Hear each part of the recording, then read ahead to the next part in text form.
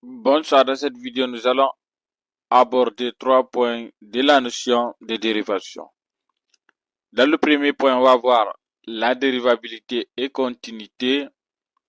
Dans le second point, nous allons voir la dérivabilité à gauche et à droite. Et enfin, nous allons voir la tangente parallèle à l'axe désordonné. Dans le premier point 1.4, nous avons dérivabilité et continuité. On nous dit soit I un intervalle ouvert de R et F une fonction qui est définie de I vers R. Soit X0 un élément de I. On dit si F est dérivable en X0, alors F est continu en X0. Donc, la dérivabilité d'une fonction en réel entraîne ici la continuité de cette fonction en ce même réel. Deuxième cas, on nous dit si f est dérivable en I, alors f est continu en I. Donc, si une fonction est dérivable sur un intervalle, alors la fonction est également continue dans cet intervalle. Mais la réciproque est fausse. C'est-à-dire, une fonction peut être continue sans qu'elle ne soit dérivable. La dérivabilité d'une fonction entraîne la continuité, mais l'inverse n'est pas possible, c'est-à-dire la continuité n'entraîne pas ici la dérivabilité d'une fonction. On a exemple f de x est égal à la valeur absolue de x. On nous demande d'étudier la continuité et la dérivabilité de f en 0. Bien sûr, on va commencer par la continuité. On a continuité de f en 0. Pour calculer la continuité d'une fonction en réel x0, on a besoin de deux choses. La première des choses, on a besoin du domaine de définition et le point x0 qui est 0 ici doivent appartenir au domaine de définition. Si ces deux conditions sont remplies, à ce moment, ce qu'on va faire, on va calculer la limite quand x tend vers 0 de f de x, qui est égale à la limite quand x tend vers 0 de la valeur absolue de x, qui est égale à 0. Bien sûr, si nous calculons f de 0, nous allons encore trouver 0. Donc, on peut dire que f est continu en 0. On a vu la leçon sur la continuité en réel x0 dans les vidéos précédentes. Si vous n'avez pas visionné la leçon, je vous mets le lien en description. Après, on a dérivabilité de f à 0. Là, on calcule la limite quand x tend vers 0 de f de x moins f de 0 sur x moins 0. Ceci est égal à la limite quand x tend vers 0 de la valeur absolue de x moins 0 sur x. Ceci est égal à la limite quand x tend vers 0 de la valeur absolue de x sur x. Donc, la valeur absolue de x, c'est plus ou moins x. Il est égal à plus x si x est supérieur à 0.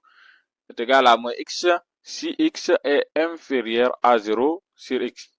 Si nous simplifions le x et le x, on va obtenir ici plus ou moins 1. Donc, on peut dire que f n'est pas dérivable en 0. On va voir notre deuxième point qui parle ici de dérivabilité à gauche et à droite. En petit a, nous avons dérivabilité à gauche. On dit soit f une fonction définie en réel x0.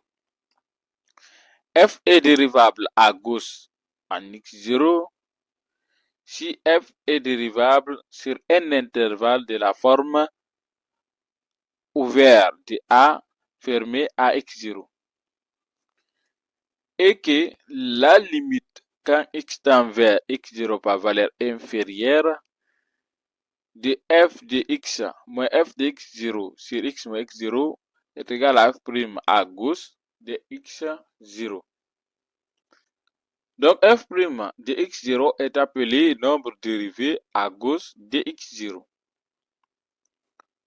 Si f est dérivable à gauche en x0, alors la courbe de f admet une demi-tangente à gauche de x0 de coefficient directeur f' de x0, f' à gauche de x0. Là, on a petit b, dérivabilité à droite. Toujours soit f une fonction définie en x0, on dit f est dérivable à droite en x0 si f est dérivable sur un intervalle de la forme fermée de x0 à b et que la limite quand x tend vers x0 par valeur supérieure de f de x moins f de x0 sur x moins x0 est égale à f' à droite de x0. Si nous prenons f' à droite de x0 est appelé nombre dérivé à droite de x0. Si f est dérivable à droite en x0, alors la courbe CF admet une demi-tangente à droite de x0 de coefficient directeur f' de droite de x0. Il y a une remarque qui se dégage au niveau de la dérivabilité à gauche et à droite. On dit si f' à gauche de x0 est différent d'f' à droite de x0, alors on dit que f est dérivable à gauche et à droite en x0, mais f n'est pas dérivable en x0. Donc dans un exercice, si on vous demande de déterminer la dérivabilité d'une fonction en réel x0 et que cette fonction s'écrive de deux écritures, dans ce cas, vous devez utiliser la dérivabilité à gauche et à droite pour étudier la dérivabilité de la fonction. Prenons par exemple la fonction f de x qui est égale à la valeur absolue de x au carré moins 1. Dans cet exemple, on nous demande d'étudier la dérivabilité de f en 1. Ok?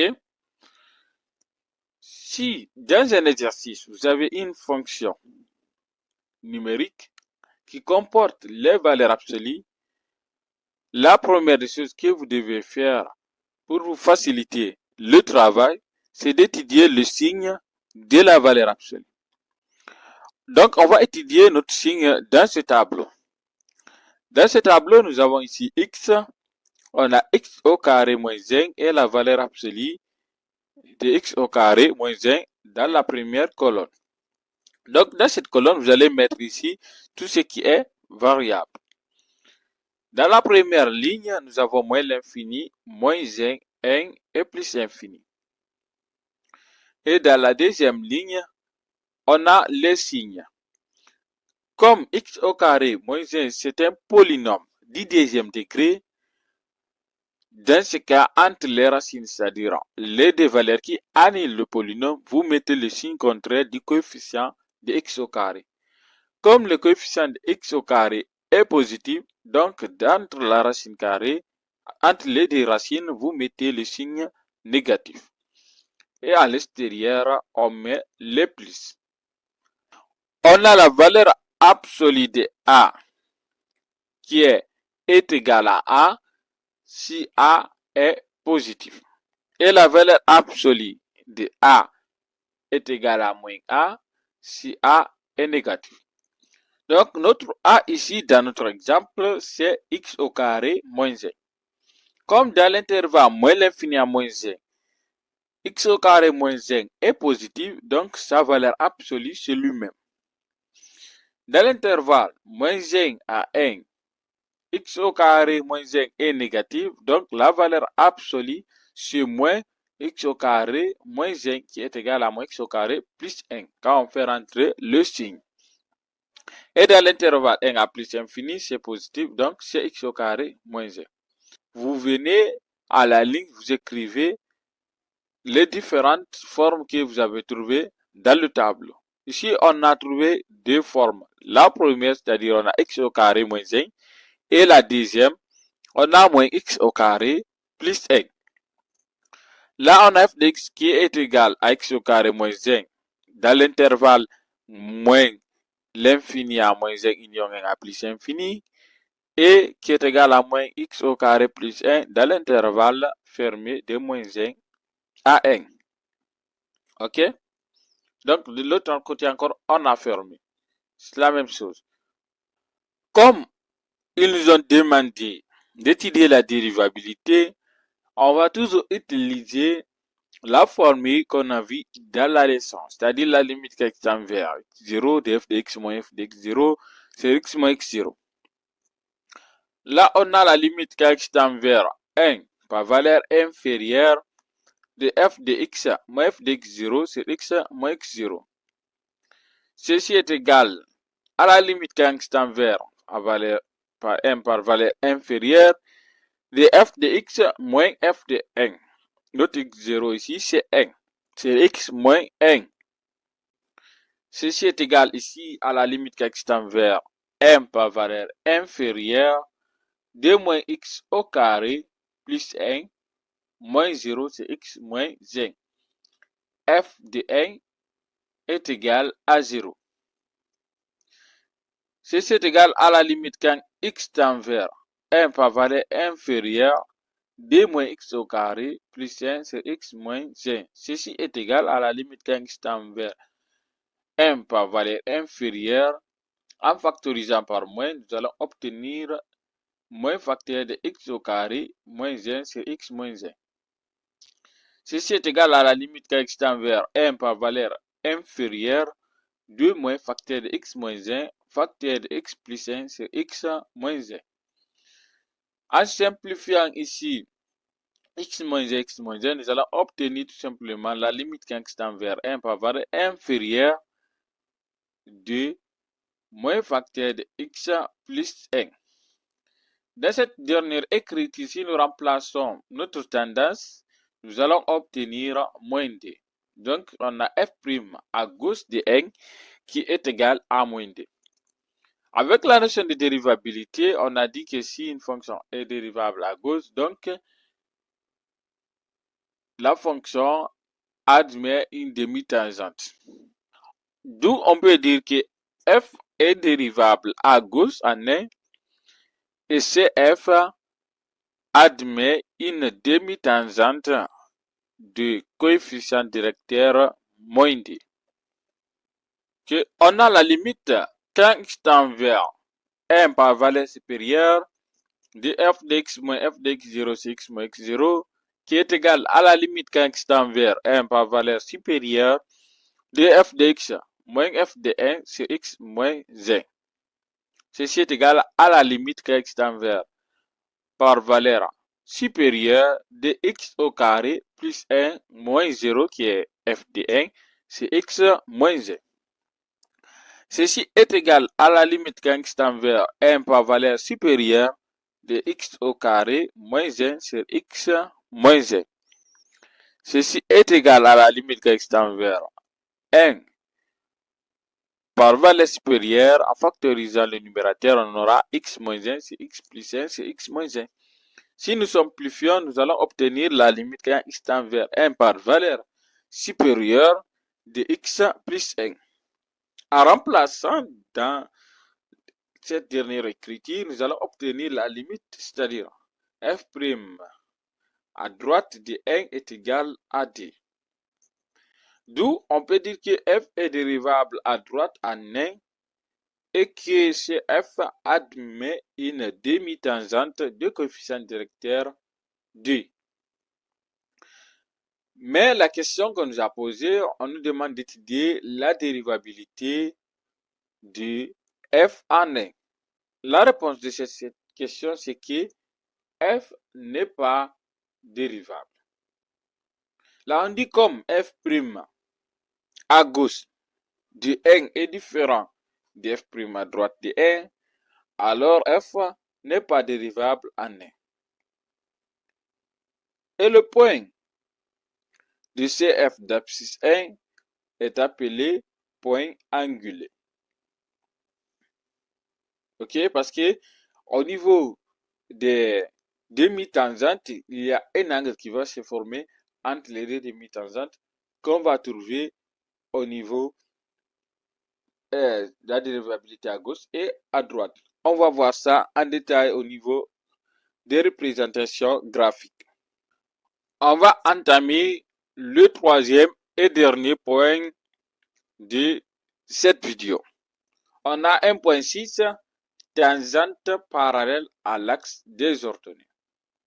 On dit soit I un intervalle de R, EF, une fonction qui est définie de I vers R, soit x0, un élément de I. Si la limite quand x tend vers x0 de f de x moins f de x0 sur x moins x0 est égale à plus ou moins infini, alors on dit que f n'est pas dérivable en x0. Si f n'est pas dérivable en x0, alors la courbe CF admet une tangente verticale d'équation x est égal à x0. Prenons par exemple la fonction f de x est égal à la racine carrée de x. Étudions la dérivabilité de f à 0. On a la limite quand x tend vers 0 de f de x moins f de 0 sur x moins 0, qui est égal à la limite quand x tend vers 0 de la racine carrée de x moins 0 sur x. Là, on a remplacé f de x par la racine carrée de x, et f de 0 est égal à 0 car la racine carrée de 0 est égale à 0. Ceci est égal à la limite quand x tend vers 0 de la racine carrée de x sur x, qui est égal à la limite quand x tend vers 0 de la racine carrée de x sur la racine carrée de x au carré. Car si vous prenez x, x est égal à la racine carrée de x au carré. Donc, le carré peut sauter avec le radical. Ceci est égal à la limite quand x tend vers 0 de la racine carrée de x sur x au carré. Si vous avez la racine carrée de a sur la racine carrée de b, ceci est égal à la racine carrée de a sur b. C'est la même chose si vous avez la racine carrée de a sur b, ça entraîne ceci est égal à la racine carrée de a sur la racine carrée de b. Ceci est égal à la limite qui x tend vers 0 de 1 sur x plus qui est égal à plus infini. Comme la limite qui x tend vers 0 de f de x moins f de 0 c'est x moins 0 est égal à plus infini, alors f n'est pas dérivable en 0. Donc, on peut dire que la courbe de f admet une tangente verticale d'équation x est égal à 0. Ceci prend fin notre leçon, c'est-à-dire la deuxième partie de notre leçon qui porte sur la dérivation. Si vous avez aimé la vidéo, n'hésitez pas de vous abonner et d'activer la cloche de notification pour ne pas manquer les prochaines vidéos qui vont être publiées dans cette chaîne YouTube. Si vous avez des proches, des amis qui font le baccalauréat cette année, dans cette chaîne YouTube, on va travailler sur le programme de mathématiques niveau terminal. Donc, partagez-leur le lien de la vidéo, c'est-à-dire le lien de la chaîne, pour qu'ils puissent nous rejoindre pour maîtriser le programme de mathématiques dans les prochains mois.